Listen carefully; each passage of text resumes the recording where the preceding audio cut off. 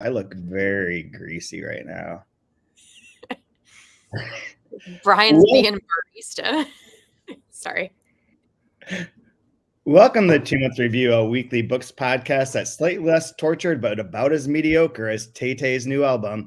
We are the 2 Month Review, and we bring you a special episode every week in which we take a giant book. This season, we're doing Praiseworthy by Alexis Wright.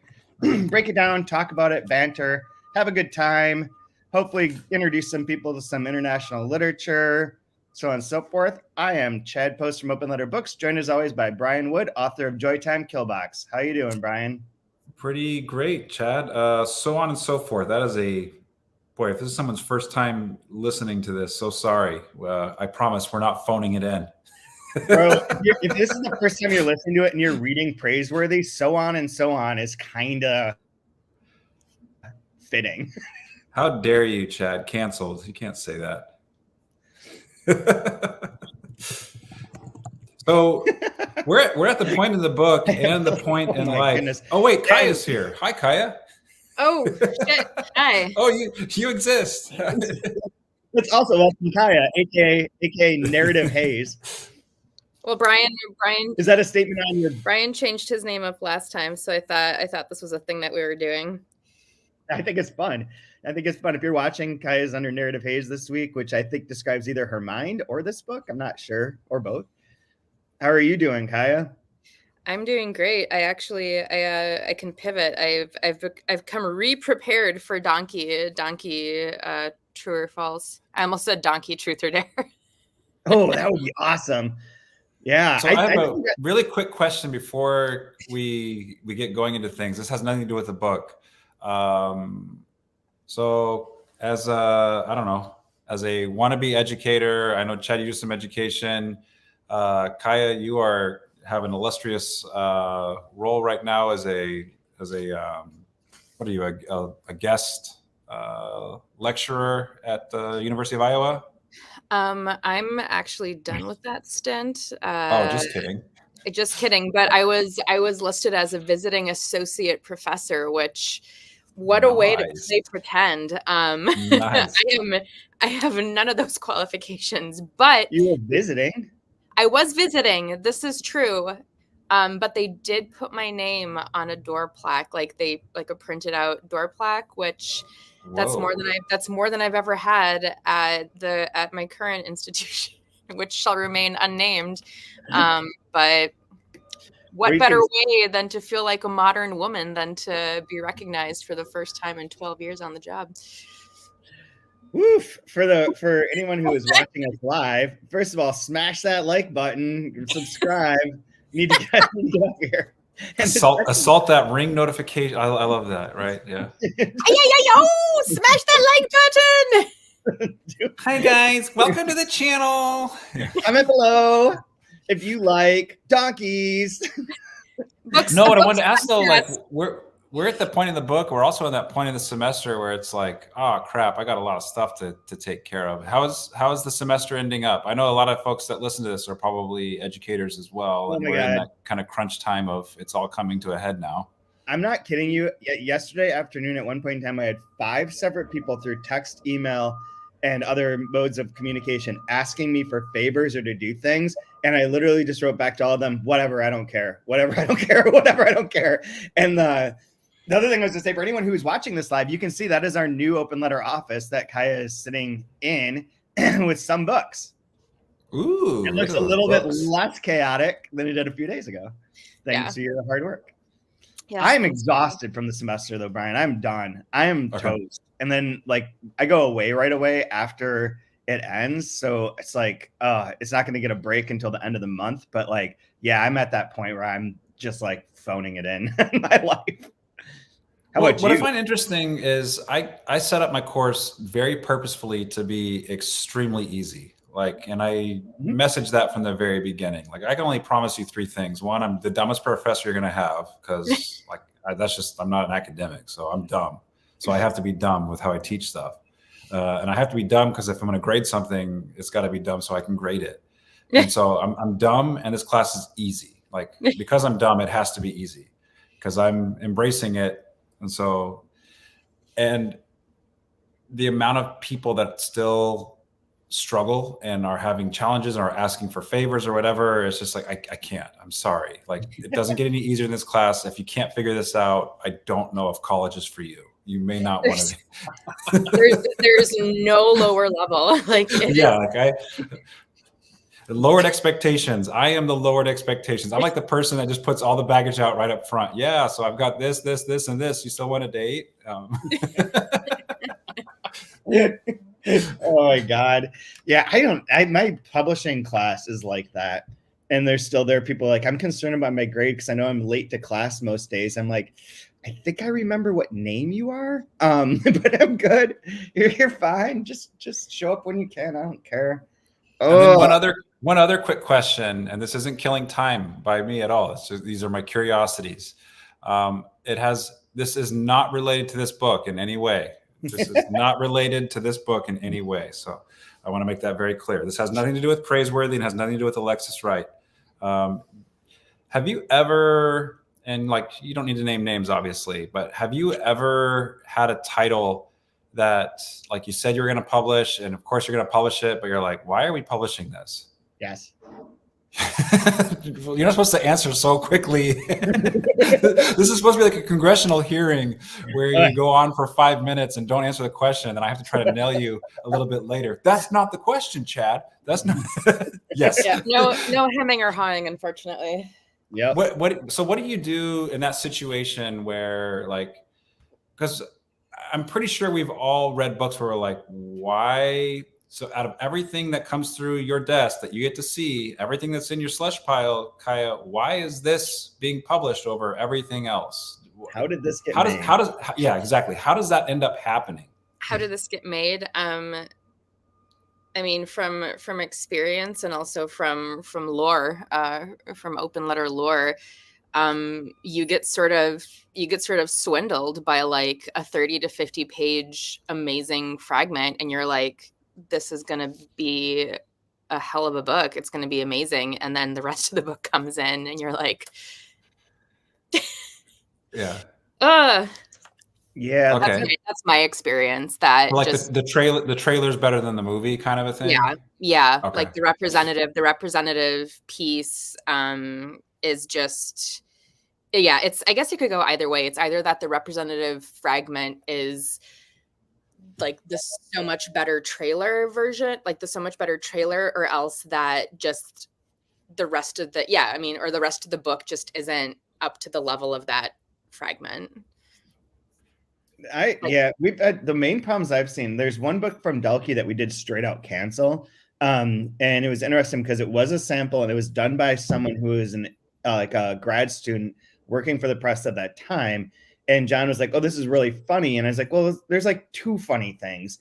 And I don't know that the rest of this book is going to be that good. But he's like, no, I feel convinced. She's talked to me about it. I'm convinced. And then the book got translated. And like it was primarily, well, first, it really wasn't funny. And then like the last half of it was like a total disaster. The one at Open Letter that's the most like discussed and that we make jokes about and have referenced, and I recycled more copies of it yesterday, is a book that was one of the very early ones in which it's divided into 3 sections. And we had the first full section as a sample and then the part of the second. And those 2 are great. It's only the 3rd section, the ending, that's all messed up. Like it doesn't work. And it's like, it doesn't work and it's offensive. It's like bad. It's like bad on multiple levels. So that book, what we did was just like, kind of just ignore its existence. Like you quiet quit it, quiet publish it, which is something that you'd see, like people won't, there's no way to expose this and no way to like make it public. But if you could see which books presses pay for to enter them into awards, like the National Book Award is $135 per title, and presses won't submit every book. And you can know right from there which books they believe in and which ones they don't. Same thing with like the Booker Prize, but they will announce like, oh, there's 140 entries this year or whatever it might be, but they never say which ones because people would be like pretty disappointed to see. But like you don't do that. Don't do any special tour, just like minimal things, and let the book just like live or die on its own. And if it takes off because of word of mouth, awesome. But like, you have to cut your losses. There was a statistic that came up that was reiterated this week on a very controversial Substack post by this guy named Ted Gioia, who's actually just reposting something someone else wrote that was about readership and related to the Department of Justice versus Penguin Random House trial, in which as part of that trial, part of that hearing, or whatever the right term is, it was sort of unveiled that like 96% of books sell fewer than 1,000 copies. Now that includes like, just utter nonsense, like books that aren't going to sell that many because they're specialized, whatever, and just don't have an audience at that level. But even within the world of like fiction, just fiction, like poetry, also pretty sure that that's generally not selling 1,000 copies. But within the world of fiction, that's probably very close to true too. It could be maybe 90, maybe 88% are under 1,000, but the vast majority are under 1,000 copies. So if you do want to bury a book, you don't have to try very hard. You don't have to dig a deep grave. You can just like put it, like drop it down from like 700 sales to 600 sales, and you've saved 100 sales of embarrassment for people being like, what did you do? Like, why did you bring this out? Again, not related to this book, although not related, but out of curiosity, do you have access to like book sales on titles that are outside of your? So what I do have, and I looked up this book literally as we were coming online here, is that if I go to Ingram, if I go to iPage on Ingram, I can see how many copies were sold through Ingram for a book that's not distributed by consortium.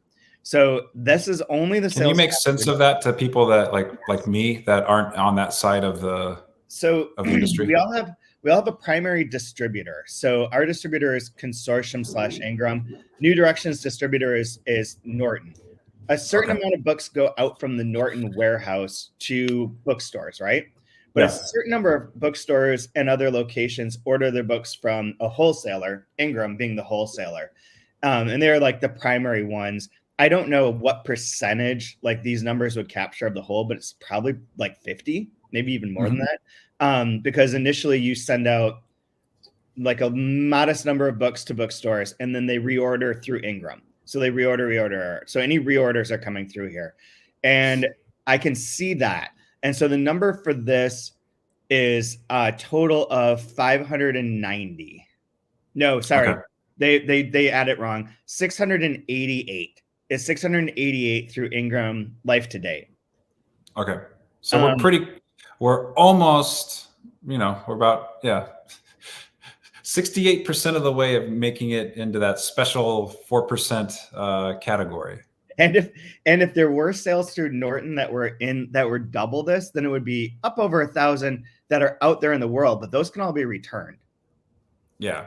So the inventory for books is like returnable for an extremely long period of time. So it's not very accurate. I don't have access to BookScan, which would show you how many copies left the shelves that a customer took from a shelf and actually purchased, which is going to be a microcosm. And that's the one where like that one for 96% of books under 1,000 that might even be low. Like books that aren't just like purchased in a bookstore sitting there, which is what's actually moving off the shelf. Actually moving off the shelves is like a fraction of the total amount that you get out there into the world. So so it's pretty bleak. It's one of the things I really want to write about. I mean, we got into a fight yesterday with the Spanish funding body, which I really pissed them off by like saying that they weren't as good at their job as the Ramon Llull Catalan people. Apparently this is like kryptonite to their entire existence. And like it was like I went nuclear by simply mentioning the Ramon Llull, which was my intent. I wanted to provoke, and I'm very good at that. No. I was so pissed. Not you. I was so pissed. But I want to write about like the more of the costs and expenses stuff again, in terms of an article I want to do on AI generation of like the arguments that we've made over the years for increasing the number of books, either by like diverse voices or translations. So like make more available. More people should have the right to be heard or to be put into this marketplace. That leads to sheer fatigue, and that the amount of money that everything earns goes down and the expenses go up. So we're creating a situation that's truly untenable, and that these funding bodies can help or not help, depending. But one of the things that I don't care if he hears this, I hope he forgives me, but Kyle Semmel, our friend Kyle Semmel, who translates from Danish, came to my class to talk about a recent translation of his called The World in Barbara by Simon Fruland. And it came out from Spuyten Duyvil Press, pretty small press, but they're distributed through Ingram. They've been around for, I don't know, 30, 40 years. So they have like a reputation, they exist. And he was like, I don't think anyone's bought this book. And he made a joke in class, like maybe 12 people have read this book. You know, your class has 5 of them. And we went and looked on the iPage on Ingram's system that I can access, and they had sold a grand total of 5 copies. Oh no. And are those the 5 copies from your class? No, my class doesn't buy books. My class steals books. They go to this website that they shared with me and they steal them. And if the book for our class isn't on there, they don't read it. They don't buy anything. They just access it illegally and read the ebook version that they can steal through this particular site, which I am now, like, by the way, heavy user of. But that's neither here nor there. It's the LimeWire of it is. Word. When I'm taking in BitTorrent, you know, I mean, the one that screwed them up, and that I have to right after this thing that I have to talk to the translator about, is this graphic novel Milky Way, which I cannot open up and show you because I might be in violation of like pornography laws and international or across state lines, because this book is the most graphic novel I've ever read. And because it wasn't available in this steely place, they had to borrow my copy over and over and over again. They each borrowed my copy and read it in a circle. With a chair facing, with one chair facing the person reading it. Yeah. So bro, that would be the best. So a quick follow-up that I have, and I don't know if it's interesting to the audience or not, but like for me on the artist side of books and books being made, I try not to think about like the mark. I should, but like, I don't know. In the literary world, you just want to make something like art for art's sake. There may like maybe only 5 people read it, and some publisher is going to lose money publishing it. Why? Obviously, like you want something to be a success. You want something to be widely distributed and widely read. And I'm assuming in reality, you realize that, you know, there's going to be a few of those that pay for everything else, right? Yes. Like all the misses. So it's like, I don't know, it kind of reminds me of like when my wife was doing like medical research, and she's like always complaining that like people don't realize there's 70 medications that go through all these trials and cost all this money that they don't make any money whatsoever. And so the one that does hit has to be really expensive to pay for all the failures, so to speak. Right? Oh, your wife sounds like a raging capitalist. Yeah, sounds like capitalism. Sounds like Martin Scarelli over there. Who are you married to? You go in prison soon? Well, no, she gave up on that because, you know, she cares about people at her base, I guess. But if maybe it's like clumsy to put that towards books, but obviously you want something that's going to be successful, that's widely read, but you understand that it may not be, but you put it out there for the sake of art, right? Is that kind of what the smaller publishers are doing when they're putting out literary, like air quotes, like important works, things that like are necessary or should be read? There's two parts of that. One is that I think it all runs off of the blockbuster model, and the blockbuster model is still the predominant one, despite like the existence of new printing technologies like print on demand, in which could limit your initial exposure by how many copies you need to print, and by like the fact that things are decentralized. Like it's not just everyone buying books from Barnes and Noble, things are everywhere. There's still the blockbuster model of like one book floats 100. And that is always like Colleen Hoover, celebrity memoirs, like things that are like just they're booklets. They're not or bookish like items. They're not even like proper books in some cases. They're literally like your picture table sort of thing. But the picture book, whatever it's called. So there's that model that coffee table books. Coffee table books. Okay. The other part of that is that you don't know which ones are going to be the hit. So it's not that they're doing it for art's sake, so much as that is the spaghetti at the wall. And whatever ones then take off, you try and duplicate or center your forces around. And if there's a part of the spaghetti that falls off the wall immediately, then you just ignore that. Just like bury it, don't worry about it, forget about it immediately. There's a lot of consternation among authors about this, where they're finding out that their books get very small initial print runs and then are put immediately into print on demand.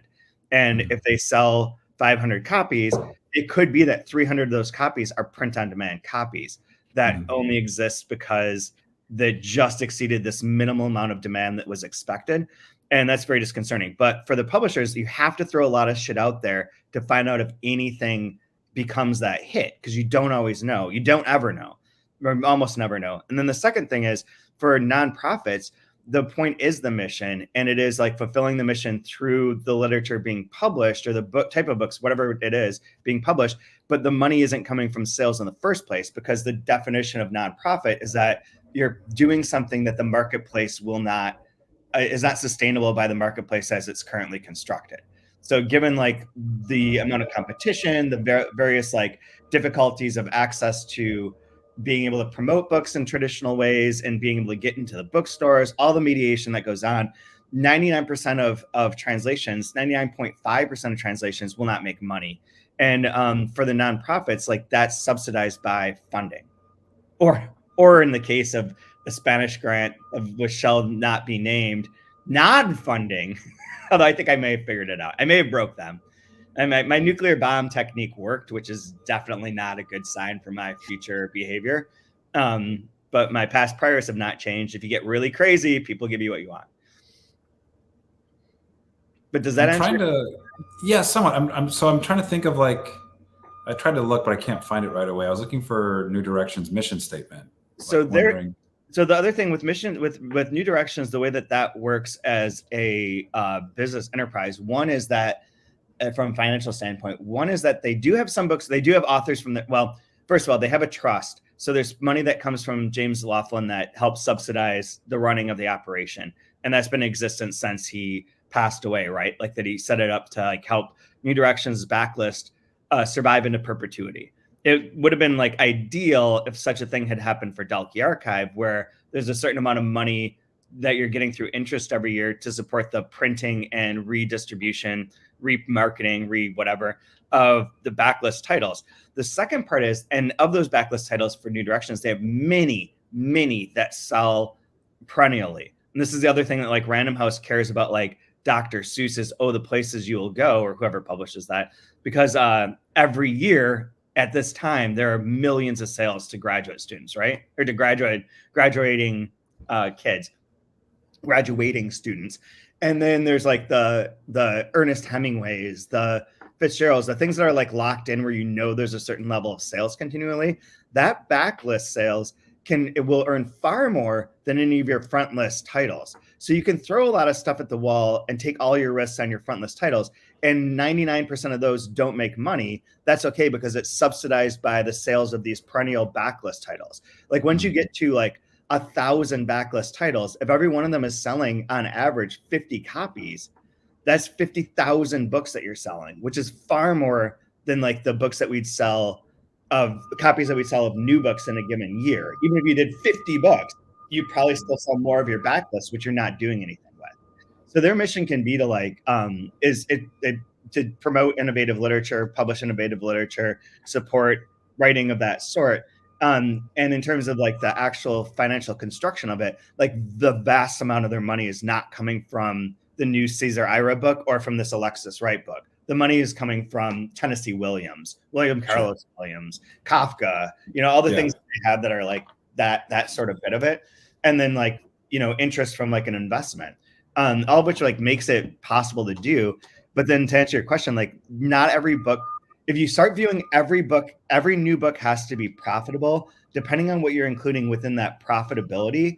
If you're not including, so the big five will not include like backlist money or other things that are from like that are coming in. Instead, it'll just be like a book in isolation: cost of the printing, cost of the artist, cost of marketing, how many copies will sell, do these two things balance? What would the price have to be? How many copies would have to be sell to be equal? And then they include like an operating expense that's like attributed to every single book. Every book costs $12,000 off the bat because of like lights and a building and rent and employee salaries.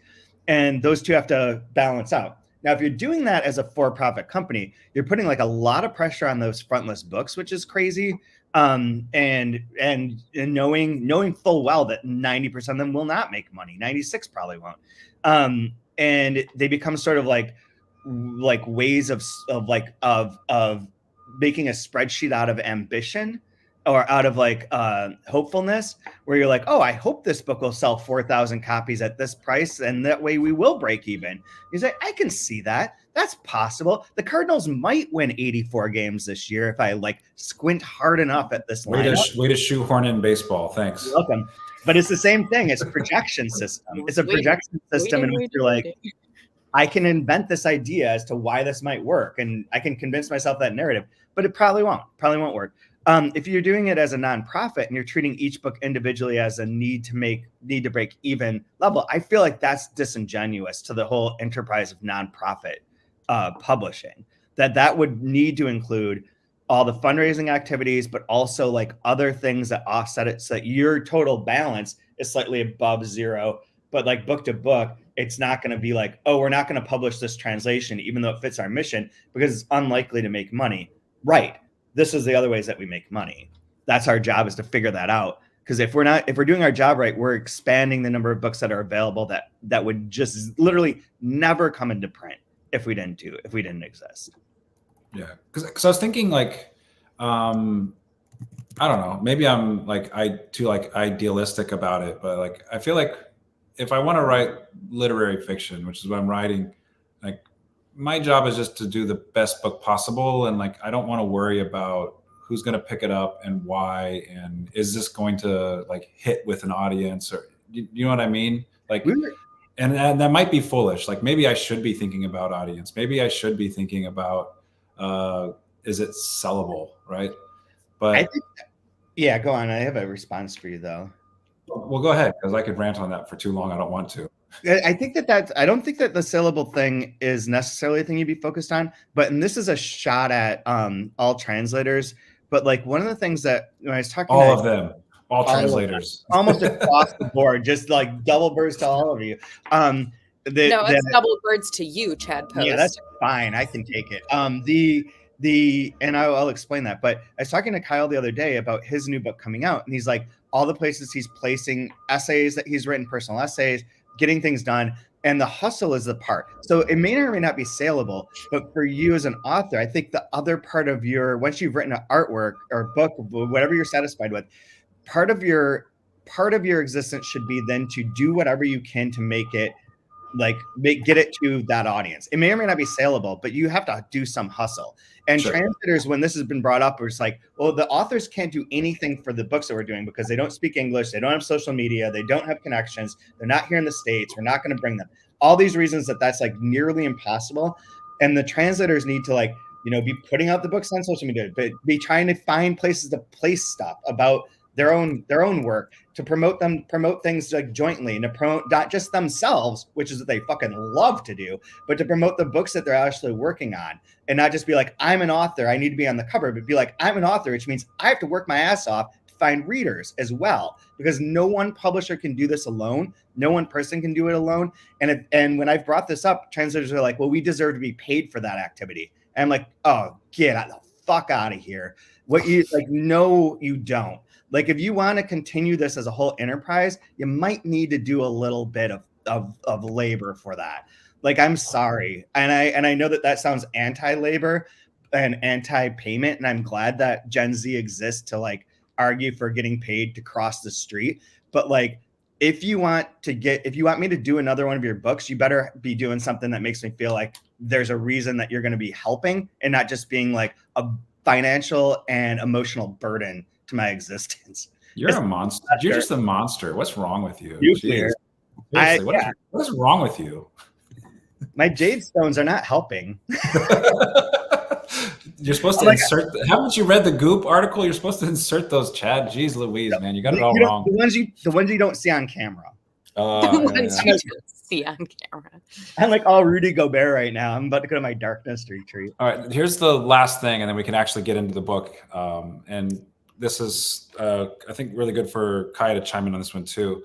Like, does the size, like, does this make it more difficult to like sell a book if it's coming in at like 670 plus pages, like booksellers are like, man, that takes up a lot of space on the shelf? Or is that something that needs to be under consideration, or no?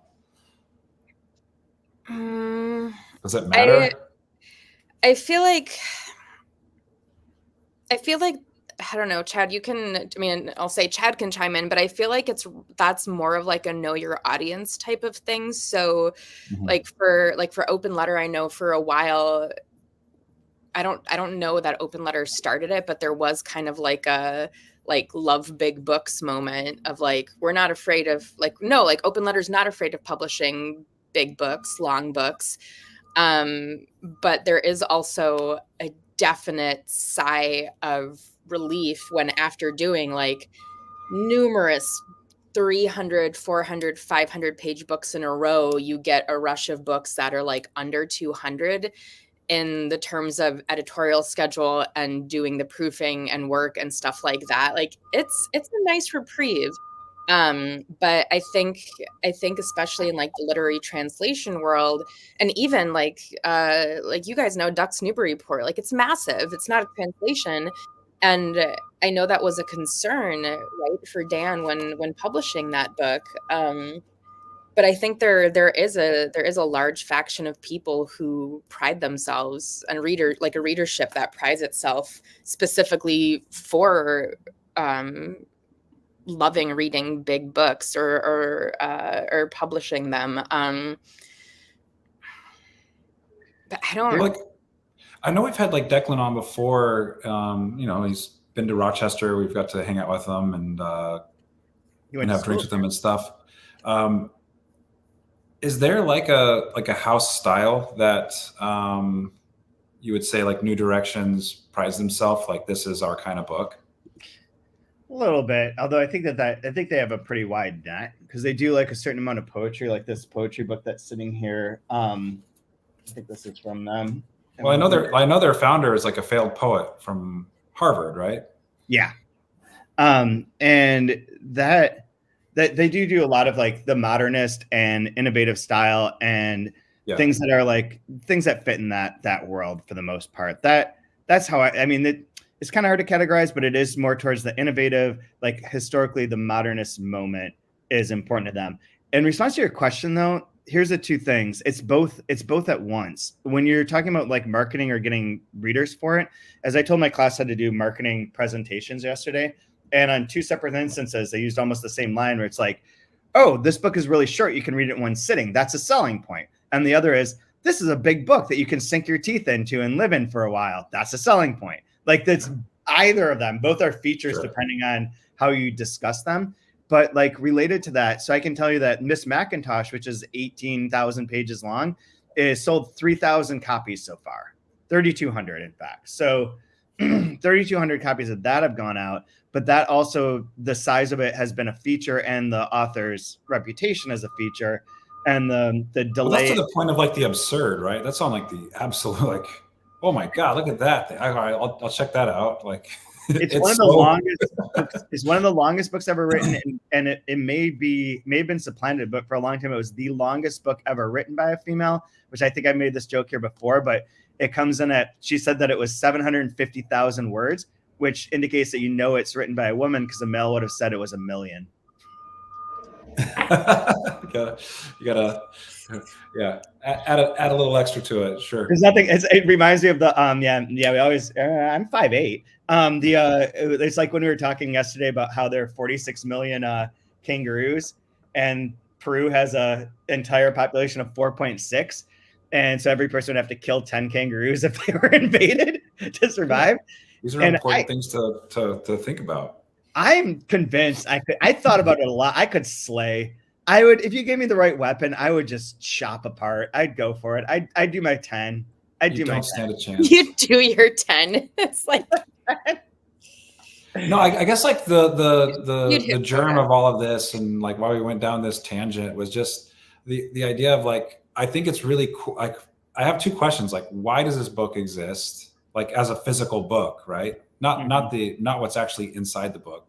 Like, why does this book exist? And like, how can this book exist? This is like, these are interesting things for me to think about and consider as I'm trying to like, give birth to something and wondering where can it exist? How can it exist? My hobby horse is talking about the production of this book, which I hate to keep criticizing, but having spent so much time with it and it's all curled up and like all janky now, which I like when books get destroyed, but there probably is a different reality in which this book is printed different and costs like an extra $7,000. And I think that there's a moment where you look at those numbers and like, flinch and maybe change things. So I'm not saying that they're cutting costs, but like I wonder what the given demand here was like when they're getting feedback from their sales reps, which is what we get too. Like we can see like what they estimate us to sell. And then given our situation, if you don't sell that amount, whatever you print more, you have to pay for every single month, every single copy. And depending on how much more you have, it gets up to 10 cents per copy per month. So yesterday, because it's spring cleaning and Earth Day, Ingram is offering us a special where everything that we want to quote unquote recycle, they will recycle for free. So I threw away 8,000 books yesterday, 8,000 units of our books to reduce the amount that we're being charged monthly from like $6,000 to $7,000 to hopefully like 3 or 4. And that's a reality that when you're getting the feedback from the reps, if the reps are like, this will sell like X thousand of the copies, you might be like, okay, instead of doing that glorious extra special deluxe edition, let's like dial this back because we're probably going to like only make this amount of money through sales regardless of the price point. So let's just like adjust to that. And it's possible that's why some of this, like why it's glossy instead of matte, why like the size is what the size is. Like it could be related to that. I'm not certain. I have no inside knowledge. I just could see that being a factor. Like when it comes down to it, like, and that's where like when you're talking about the books that you may not wanted to have done falls into that category.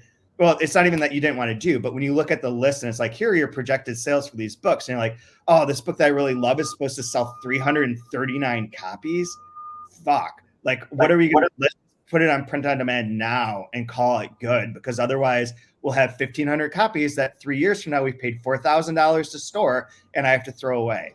It's a brutal ass, like, culture is a brutal ass business in a time where there's way too much and everyone's finally hit the point where the market is so saturated, and not just with books, but like streaming services are consolidating and are getting like just totally railed because apparently not everyone can watch 42 hours of TV a day.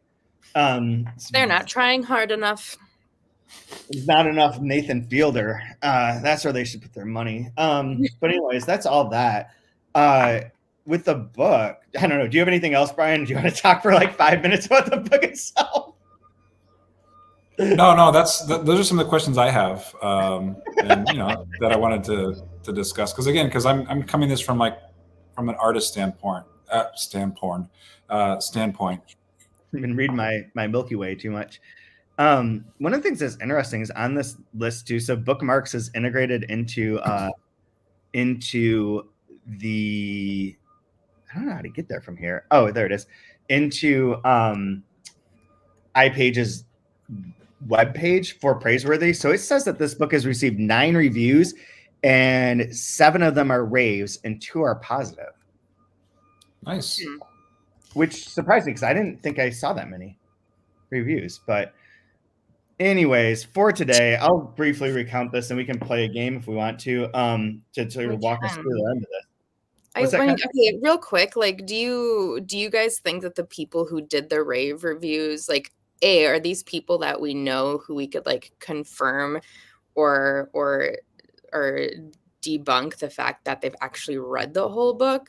Or are you suggesting that people are skimming this book? Not at all. Not at all. Because I'll openly admit that I skimmed this section. Yeah. I mean, I didn't get to it. So like that's why the recap when at the beginning when Brian's like, oh, we can talk about what happens. Like I'm ready to ask, like, did anything happen? The only thing that happens, there's one plot point. Just the one. Just the one.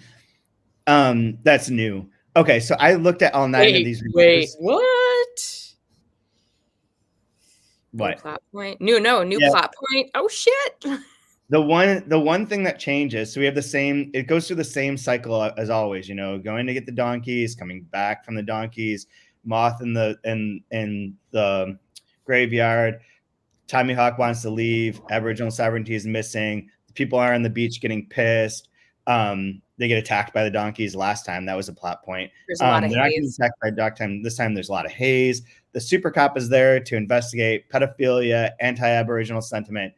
All those things are the same. And this one, Major Mayor Icepick decides that he is going to tell the government that that Cosman Steele is responsible for Aboriginal sovereignty's death, and that he is the head of the pedophile ring among Aborigines people. And so he needs to be stopped specifically.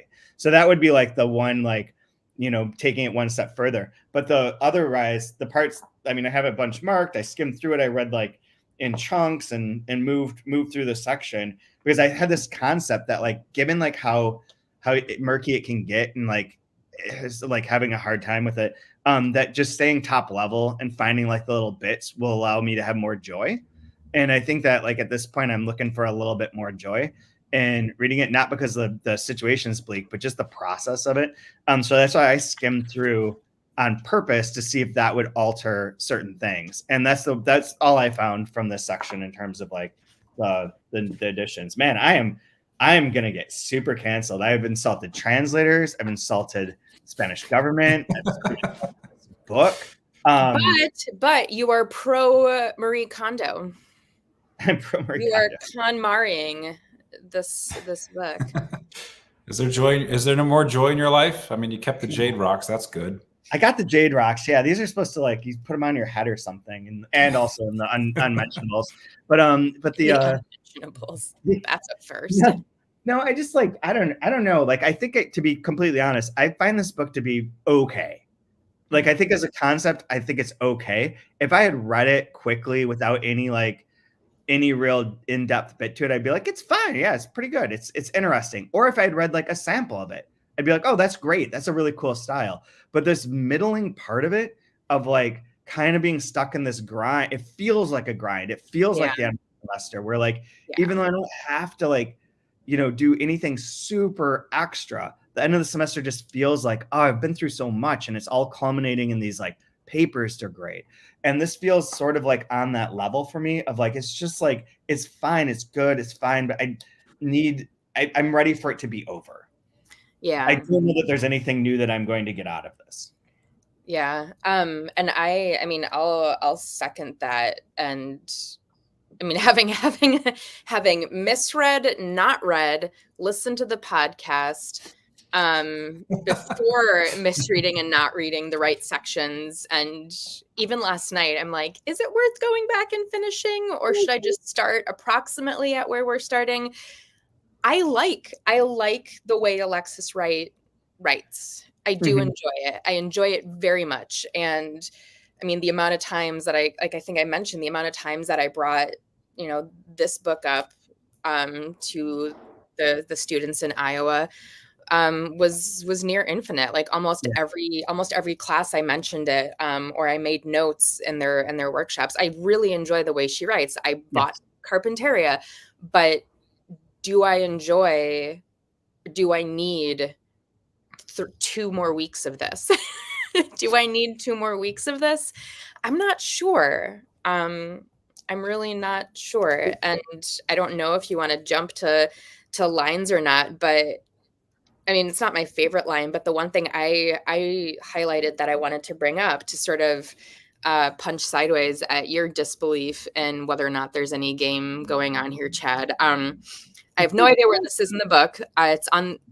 I've scrambled my screen size on the Kindle so many times now. I have no idea where I am, but it's talking about ice and saying it's like blah, blah, blah. He didn't mind the fact that he'd have to spend the remainder of many nights listening to bizarre stories of how the Hayes Dome was making murders on an epical scale.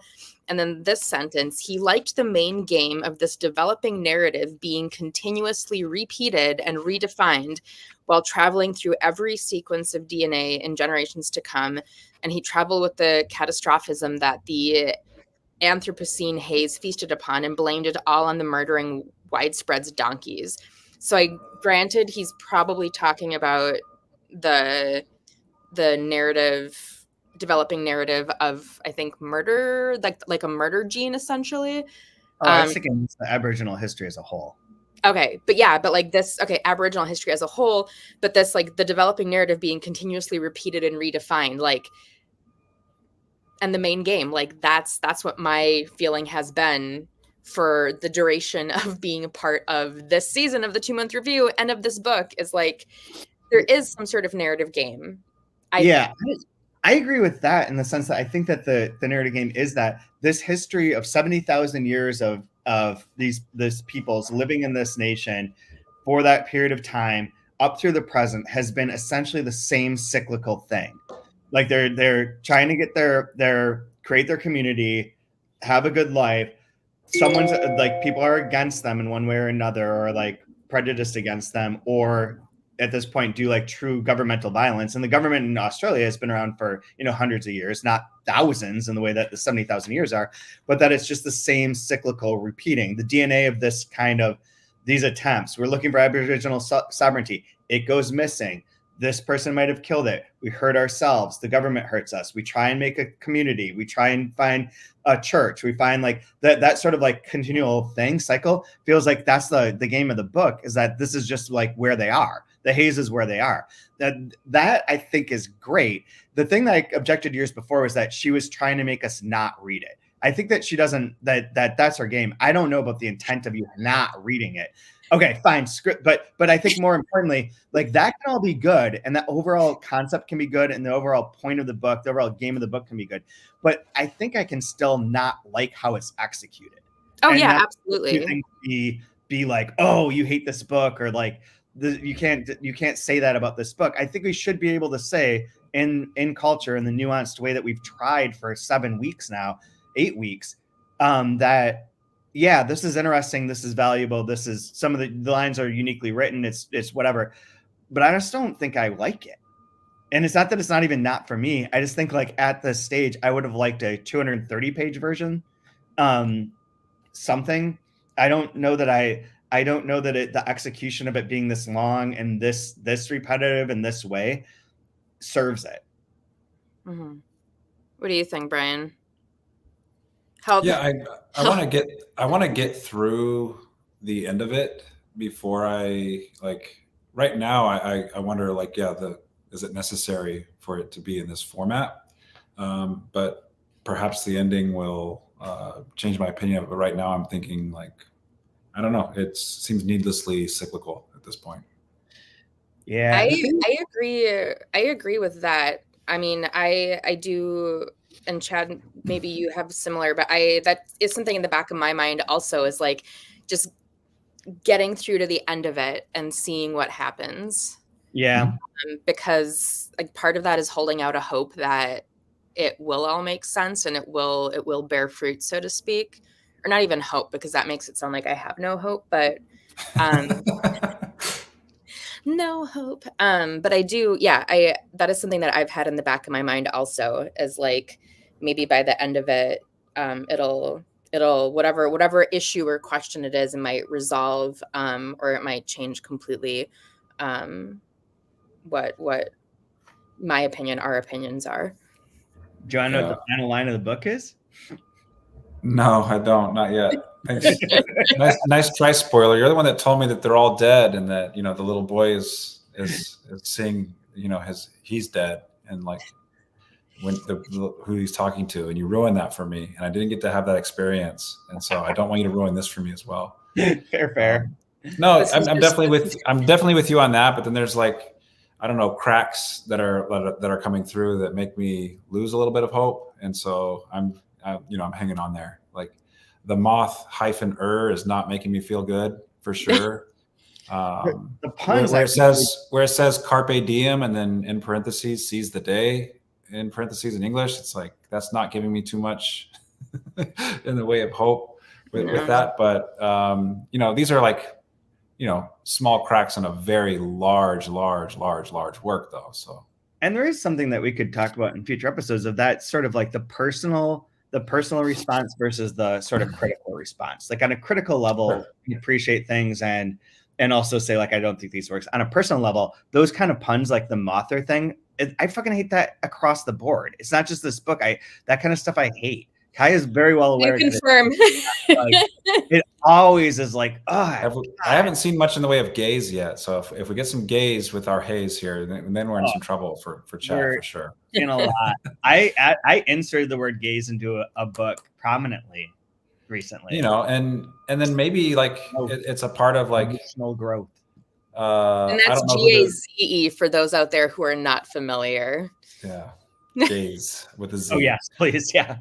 And like, I don't know who the readership is supposed to be for this or not, or what the audience that's buying this or not. But part of me wonders, like, is there fear of, because the work is, so massively important, and because of what it's talking about, if there is a fear or anxiety or apprehension to say, I don't really care for this. Yeah. Right. Yeah, for sure. Like, are people being honest publicly with it or not? And in private, maybe they have a different opinion of something, right? Yeah. So I looked up the reviews that are in bookmarks. There are only three that are from America. 1/3 of them. So it's the Sam Rudder New York Times, Sam Sachs in the Wall Street Journal, and his is positive, not a rave. And then it's UK, Australia, UK, and then Kirkus reviews. So I don't know if you also positive and not a rave. The UK and the Australia ones are only raves. America has 1 rave and 2 quote unquote positives, which is a step down according to their. Yeah. And I might be like overly sensitive with that because the last book I read before this was Erasure, and so this idea of like the white guilt and the way people review things with this this intellectual literary white guilt aspect of it. I'm wondering if that comes into play or not with like, is this book for you? Yeah. And when you review it, are you reviewing it with that in mind or not? Like, there's just like, I'm a little bit crass after reading that work, maybe. Did you go see the movie? Which isn't fair. I did see the movie. Yeah. It's a little on the nose, but very funny, obviously, but really on the nose. I like the guy from Westworld. Yeah. His name is. I think his last name is Wright as well. Oh yeah, you're right, Jeffrey Wright, right? Yeah. He played I remember he played Basquiat. I only remember because of that movie from a long time ago where he plays Basquiat, right? Yeah, I guess so. I know him primarily from Westworld, where he's very like anguished all the time. And he's super bow-legged. I don't know if you noticed this, but he's pigeon-toed when he walks. I always love seeing that when he's acting. I love that actor. He's so good. Oh my god. Well, I should get going in a minute. I'll save all our fun games for later. We're gonna do like a draft of favorite parts. Kai has her facts about donkeys. I have one statement about apparently the interest in ice cream. Ooh, yes. Among Us. I found this on Reddit because they're talking about a podcast I listened to and how they have an ad in there for ice cream in which the director or the podcaster is like, ice cream is my second favorite snack to have at the movies. And someone's like, you're a disaster. Like, you can't do that. That's awful. Like, you're just going to bring ice cream into the middle of the theater and it's like dripping and like, that's so gross. And one of the first comments was this. In New Zealand, ice creams are one of the quintessential cinema snacks. We call them chalk tops because of the hard chocolate shell that forms the external layer of the ice cream. The best part is eating all of the chocolate off and then dipping the cone into the popcorn and eating the pieces off the ice cream. Solid. You call me a monster? That sounds great. That actually sounds great. Oh, God. The monster move, which I kind of do sometimes because I don't want to get my hands dirty, is to take your mouth into the popcorn bowl and like let your tongue grab one piece. That is the true, like, oh my God, what a disaster. I'm a disaster. That's the disaster move, is that right there. But what better way than to feel like an agile reptile when you're watching something on the big screen? That's a good Godzilla move. Like Godzilla should have had their own popcorn bucket in which you can only lick it out. That's probably what Deadpool will have. Well, have you guys seen the pictures of the Deadpool Wolverine buckets? Yeah. Yeah, where someone was just like, I guess people like to fuck these things, and they're like, let's just make this. There we go. Well, no, it's like you cut a hole and then you stick your bits in there so that when your date is reaching for popcorn, you get a little grabby. Well, yeah, you could do that, or you could just fuck the hole. I mean, that's fine. Long story short, I'm a terrible, awful person that should have no opinion on anything. So there we go. Do you have any line that you like? I have one. Here's mine. Is there'd be nothing fuzzy about who Ice Pick could become in a flash. He too could be the world champion fish boner or butcher, fleshing out more crime and praiseworthy than could be ticked off in all the episodes on ABC TV of Midsummer Murders. My mom loves that show. Yeah, I figure. I think it's supposed to be. I think it's good. I mean, it's probably a great show. Yeah, it is one of those things. That's one of the things with this book, that if we do our draft on things you like and don't like, or they're not things you don't like, but things that you find interesting or fascinating. But one of the things I like or find interesting is the true blend of like of both like impoverished nation and like extremely current pop culture references. Like it like sort of leaves the whole thing on like this weird uneven footing where you're like, okay, so you have an electricity card to charge your iPhone, and everyone's like in this state of like near destitution, and then you're referencing like a TV show that's on national TV. Like, I don't know, it's like a kind of weird like where are we haziness, and that mixture I do think is good. Yeah. Number one draft pick. Anyways, so, real quick, this one makes me think of like the torrent style of writing that we get in here. It's on page 510. You never want to lose a government minister on the phone call when you are still articulating your breathless point of view. Nice. There's the section of Proust that I read last night includes like him making his first phone call, which is very funny because he's like yelling into the phone at the post office, and then he answers one because he thinks his grandma calls back, and it's like someone calling for a totally different other kid, and there's just a mistake. Like there's like the third volume of Proust is becoming very Curb Your Enthusiasm. It's tripping into like this world of like, how does this? He's like, I really want to meet this hot princess. I know this guy who's a cousin who I can go visit, and I can ask him if it would be okay to see a painting, and he can make this introduction. It's like all these like elaborate like Seinfeldian schemes of sorts, but fun times. That book's super long. Having no problems there. That's because it's white. That's because it's white and European, Chad. Again, very repetitive. Very repetitive. Very long. Have no problem liking that. It sounds like interesting.